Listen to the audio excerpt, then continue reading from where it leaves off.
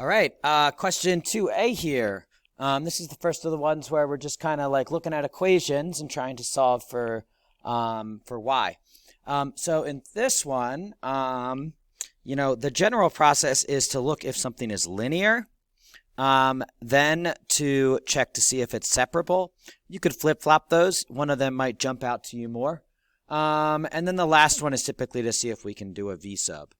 And sometimes, multiple different methods will work. But when we look at this y squared right here shows me that it's not linear, right? So I'm going to then try and do separation. And if you look at it, this is separated by a fraction.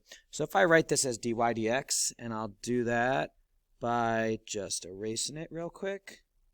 So if I write dy over dx, then I think you should see that I can cross multiply here and get something that's separable, or that it is separable. So when I cross multiply, I get 1 minus 2y squared dy equals 4x cubed dx. And then I'm going to integrate both sides. On the left side, I'm going to get the 1 integrates to a y, minus, this is kind of messy, it doesn't integrate to anything nice. I wind up getting 2/3 y cubed.